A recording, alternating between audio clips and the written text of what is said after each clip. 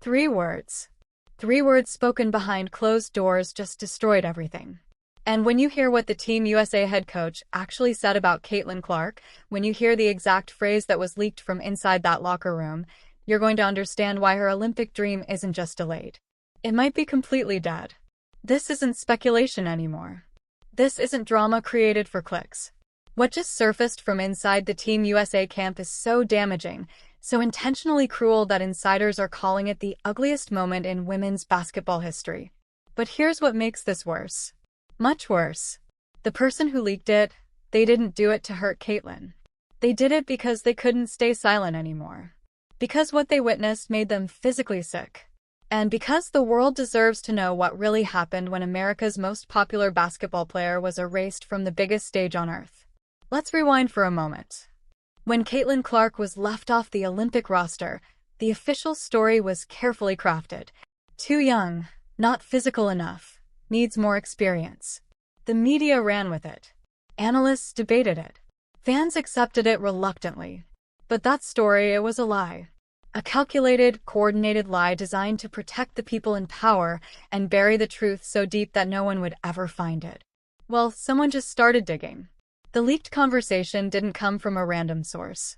It came from someone who was in the room, someone who heard exactly why Caitlin was really cut. And it had absolutely nothing to do with her game. It had everything to do with fear. Fear of her fame, fear of her following, fear of a 22-year-old rookie making the veterans look irrelevant on their own stage.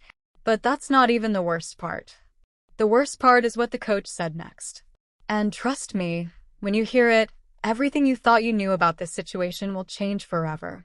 The room went silent. According to the source, when the coach finished speaking, nobody moved. Nobody breathed because what she had just said wasn't a basketball evaluation. It was a verdict. We don't build teams around marketing projects. That's what she called Caitlin Clark. A marketing project, not an athlete, not a generational talent, not the player who single-handedly resurrected women's college basketball and delivered record-breaking television ratings. A marketing project. But she wasn't done. The leak continues with something even more chilling. The coach reportedly looked around the room at her selected roster and said, "This team doesn't need a circus. We need soldiers." Circus. She called the attention surrounding Caitlin Clark a circus. Now, let's be very clear about something. This is the same player who averaged 27 points per game in her final college season. The same player who broke the all-time NCAA scoring record, men's or women's. The same player who made women's basketball appointment television for millions of Americans who had never watched the sport before. And in that room, surrounded by decision-makers who should have been begging her to join them, she was reduced to a sideshow. But here's where this story takes a darker turn. The source revealed that after the coach's comments, there was a follow-up discussion. A discussion about what would happen if the backlash became too intense. What if the public demanded answers? What if sponsors started asking questions? The solution they came up with blamed the process. They agreed to hide behind vague language. Words like difficult decisions and competitive roster spots. They would never admit the real reason. They would never confess that the most talented player available was cut because her presence made others uncomfortable. And 4 months, that plan worked perfectly until now. Because the person who leaked this conversation didn't just share words. They shared something else, something physical, something that proves this wasn't just bias. It was coordinated humiliation. And what they revealed next shocked even the most cynical insiders in the WNBA world. It was a jersey, a Team USA jersey with Caitlin Clark's name on the back. But it wasn't a keepsake. It wasn't a memento. It was a message. According to the leak, during one of the team's private gatherings before the Olympics, someone brought that jersey into the locker room. They held it up in front of the group. And then, while others watched, they tossed it into a trash can. Laughter followed, not from everyone, but from enough people that the message was crystal clear. Caitlin Clark wasn't just excluded from the team. She was being mocked by it. The source described the moment as gut-wrenching. They said some players looked uncomfortable, but nobody spoke up. Nobody defended her. The culture of silence had already taken hold. And the coach, she was reportedly in the room when it happened. She saw it. She heard the laughter. She said nothing. Now, you might be thinking, maybe this was just a bad joke. Maybe it was blown out of proportion. Maybe the source is exaggerating. But here's the thing. This isn't the first accusation. It's just the first one with witnesses willing to talk. For months, whispers have circulated throughout the WNBA about a coordinated effort to minimize Caitlin Clark's rise. Veteran players making dismissive comments in interviews. Analysts downplaying her achievements. Social media accounts connected to current players subtly undermining her success. Individually, these incidents seemed random, unconnected, petty, but not organized. Now we know better. The Jersey incident proves there was a culture, a toxic, exclusionary culture that targeted one player specifically, not because of what she did wrong, but because of what she did right. She brought too much attention, too much success, too much change, and certain people in that locker room couldn't handle it. But if you think the Jersey was the lowest point, you're wrong, because what happened next didn't stay in the locker room. It went corporate. And when the sponsors found out what was really happening inside Team USA, the response wasn't disappointment. It was war. Nike made the first call. Then Gatorade, then State Farm, then a dozen other companies whose logos appear on everything from sneakers to stadium walls. They weren't calling to congratulate Team USA on their roster selection. They were calling to ask one very simple question. What did you do? See, here's what the people who orchestrated Caitlin Clark's exclusion didn't understand. They thought they were protecting their territory. They thought they were preserving the old guard. They thought removing one player would make their lives easier. They were catastrophically wrong. Because Caitlin Clark isn't just a basketball player. She's a financial phenomenon. Her presence in any game guarantees ratings. Her face on any product guarantees sales. Her name attached to any league guarantees growth, and the sponsors knew it. Within days of the Olympic roster announcement, something unprecedented happened. Television ratings for Team USA exhibition games came in. The numbers were disappointing, significantly lower than projected. Executives started asking questions. Why aren't people watching? Why isn't the buzz there? Why does it feel like nobody cares about women's Olympic basketball? All this year. The answer was obvious. The one player who could have brought millions of new viewers, the one player casual fans actually wanted to see was sitting at home. And the audience she would have brought, they sat at home too. But the financial damage didn't stop at ratings. Merchandise sales told an even more brutal story. Team USA jersey sales were down, way down. Meanwhile, Caitlin Clark's Indiana Fever jersey became the best-selling jersey in WNBA history. Let that satisfying irony sink in. The team that rejected her couldn't sell jerseys. The player they rejected couldn't keep hers in stock. Sponsors noticed. Investors noticed, and behind closed doors, a very uncomfortable conversation started happening at the highest levels of USA basketball. They had made a mistake, a massive public, expensive mistake, but admitting it, that would require accountability. That would require change. That would require acknowledging what they did to Caitlin Clark was never about basketball, and they weren't ready to do that. So instead, they chose a different path. A path that would make everything worse. They doubled down. Instead of apologizing, instead of reconsidering, instead of doing anything that resembled accountability, the people in charge chose to defend the indefensible. Anonymous sources connected to the coaching staff started appearing in media reports. Their message was coordinated, calculated, and cruel. Caitlin needs to earn her spot like everyone else. The veterans deserve respect. She's not ready for international competition. The same tired talking points, the same hollow excuses, but this time there was a new addition to the narrative. Something designed to shift blame away from the decision-makers and onto Caitlin herself. They started questioning her attitude. Whispers began circulating that Caitlin was difficult to coach, that she didn't mesh well with team culture, that her confidence came across as arrogance. None of it was true. But truth doesn't matter when the people controlling the story have microphones and you don't.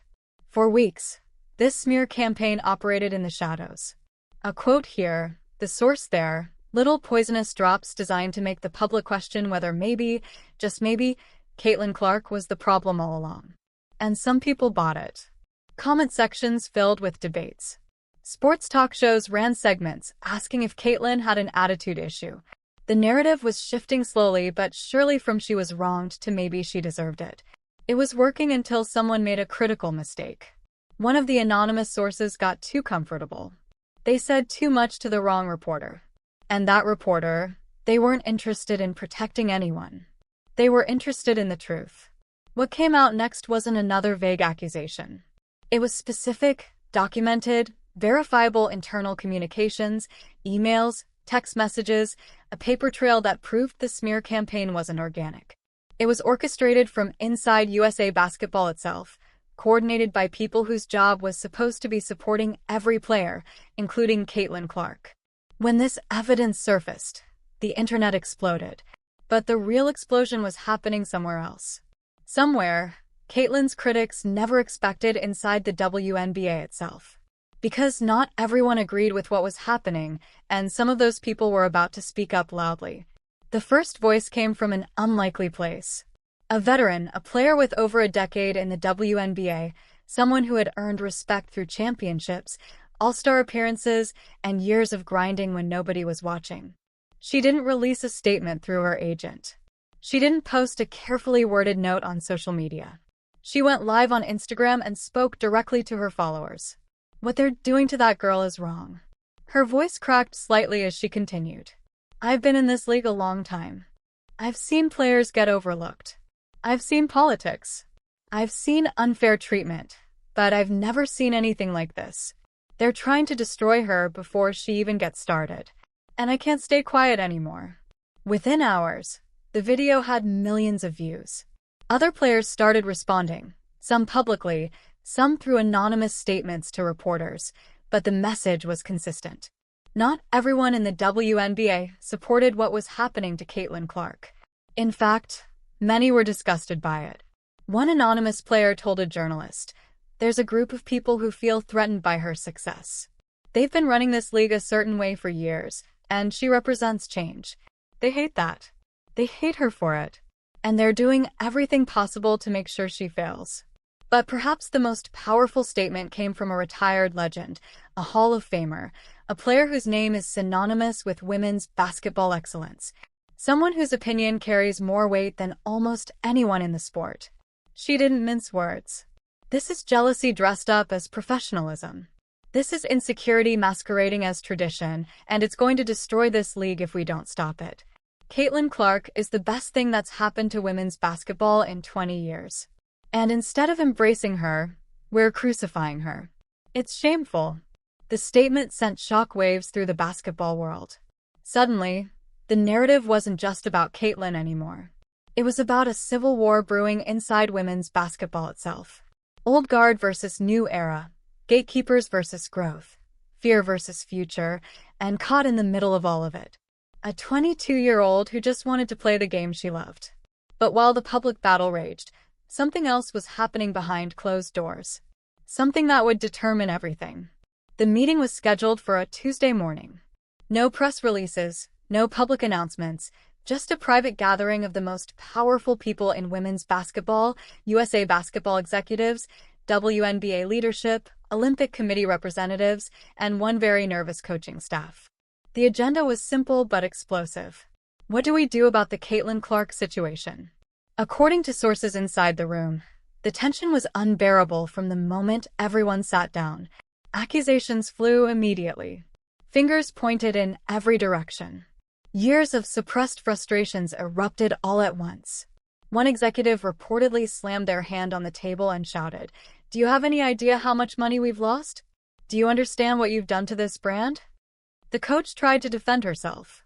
She repeated the same talking points. Experience, physicality, team chemistry, but nobody was buying it anymore. "Stop lying," another executive interrupted. "We've all seen the leaks. We know what really happened. The question isn't whether you made a mistake. The question is whether this organization can survive it." The room fell silent. That word survive hung in the air like a bomb waiting to detonate because the financial projections weren't just disappointing. They were catastrophic. Sponsorship renewals were being delayed. Broadcasting partners were asking uncomfortable questions. International markets that had shown growing interest in women's basketball were suddenly cooling off, all because of one decision. One arrogant, petty, indefensible decision. But here's where the meeting took an unexpected turn. Someone proposed a solution, a way to fix everything, a path forward that would repair the damage and restore public trust. The plan was simple. Issue a public apology, admit the mistake, and guarantee Caitlin Clark a spot on the next major international roster. It should have been an easy yes. It wasn't. Because when the proposal was put to the coach directly, when she was asked point-blank if she would support Caitlin's inclusion going forward, her response shocked everyone in that room. "Over my dead body," for words that changed everything, for words that sealed her fate and possibly Caitlin's too. The room erupted. Executives who had maintained composure for years lost their professional calm in an instant. Voices overlapped. Chairs scraped against the floor. Someone reportedly stood up and walked out without saying a word. But the coach didn't flinch. She sat there, arms crossed, jaw set, eyes defiant. She had drawn her line in the sand, and she wasn't backing down. Not for the sponsors, not for the executives, not for anyone. "I've dedicated my life to this program," she said coldly. "I've built something here, and I refuse to let one player, one overhyped media-created phenomenon destroy everything we've worked for." The words hung in the air like poison. One executive leaned forward slowly. His voice was calm but razor-sharp. "You think she's destroying this program? Look around. Look at the empty seats. Look at the ratings. Look at the sponsors walking away. You did this, not her." Q. The coach didn't respond, but according to sources, something shifted in her expression. For just a moment, the confidence cracked. The certainty wavered. Reality was finally breaking through. She was losing, and deep down she knew it. The meeting continued for another 2 hours. Proposals were discussed. Contingency plans were debated. Legal implications were examined. But one thing became abundantly clear. The coach's position was no longer secure. Within 48 hours, anonymous reports started surfacing. USA Basketball was evaluating leadership. The coaching staff's future was under review. Changes were being considered at all levels. The writing was on the wall. But here's what nobody expected. While the executives were busy managing their crisis, while the coach was fighting for her survival, while the media was speculating about what might happen next, Caitlin Clark was making moves of her own. Quiet moves, strategic moves, moves that would completely reshape the battlefield. Because Caitlin wasn't sitting at home feeling sorry for herself, she was building an empire. And when the world finally saw what she was creating, the people who tried to destroy her would realize something terrifying. They hadn't eliminated a threat. They had created a monster.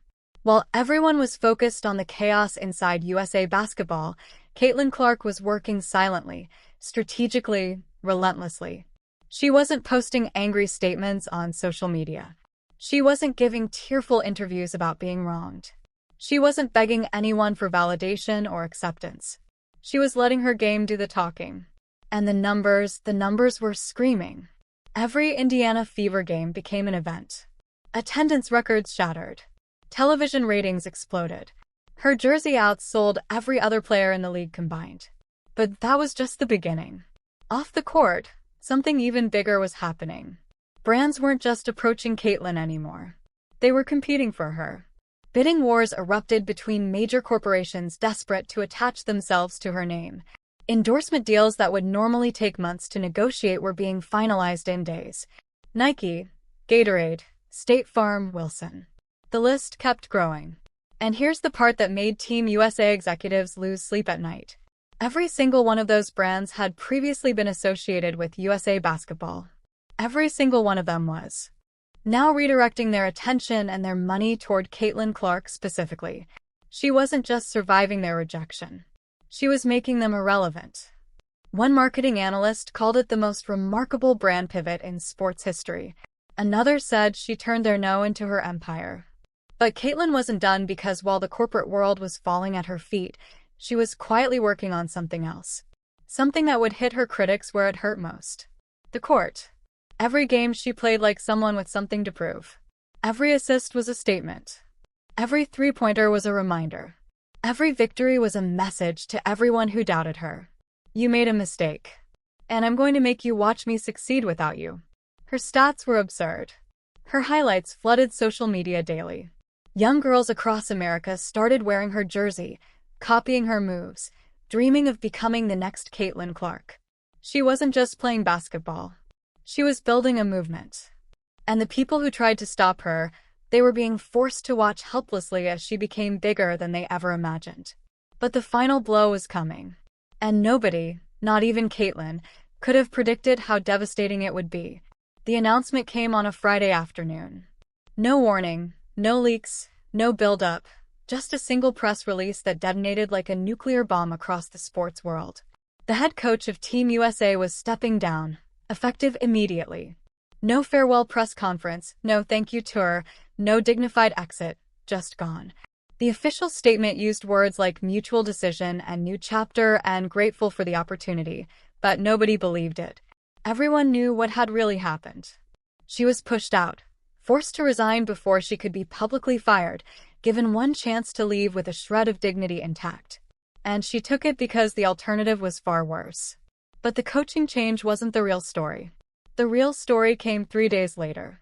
USA Basketball announced a complete restructuring of their selection process. New leadership, new priorities, new philosophy, and buried in the press release, one sentence that made Caitlin Clark's fans erupt with joy. Moving forward, roster decisions will prioritize both competitive excellence and the growth of women's basketball globally. Translation: we hear you. We messed up. It won't happen again. Within hours, reporters started asking the obvious question: would Caitlin Clark be included in future Team USA rosters? The new interim director didn't hesitate. Caitlin Clark represents everything this program should celebrate. Her talent, her impact, her ability to inspire the next generation. We would be honored to have her represent this country. It was the validation millions of fans had been waiting for. But here's the twist nobody saw coming. When reporters reached out to Caitlin for comment, her response was measured, careful, almost cryptic. I appreciate the kind words, but I'm focused on my current team and my current goals. As for Team USA, we'll see. We'll see. 2 words that sent shock waves through basketball because suddenly the power dynamic had completely flipped. Caitlin Clark wasn't begging for inclusion anymore. She was making them wait, making them earn her. The people who rejected her now needed her more than she needed them. And that might be the most satisfying ending of all. The girl they tried to bury became the woman they couldn't ignore. The player they dismissed became the face of a revolution. The marketing project became the most powerful force in women's basketball. Caitlin Clark's career isn't over. It's just beginning. And everyone who doubted her. 4 months, that plan worked perfectly until now. Because the person who leaked this conversation didn't just share words. They shared something else, something physical, something that proves this wasn't just bias. It was coordinated humiliation. And what they revealed next shocked even the most cynical insiders in the WNBA world. It was a jersey, a Team USA jersey with Caitlin Clark's name on the back. But it wasn't a keepsake. It wasn't a memento. It was a message. According to the leak, during one of the team's private gatherings before the Olympics, someone brought that jersey into the locker room. They held it up in front of the group. And then, while others watched, they tossed it into a trash can. Laughter followed. Not from everyone, but from enough people that the message was crystal clear. Caitlin Clark wasn't just excluded from the team. She was being mocked by it. The source described the moment as gut-wrenching. They said some players looked uncomfortable, but nobody spoke up. Nobody defended her. The culture of silence had already taken hold. And the coach, she was reportedly in the room when it happened. She saw it. She heard the laughter. She said nothing. Now, you might be thinking, maybe this was just a bad joke. Maybe it was blown out of proportion. Maybe the source is exaggerating.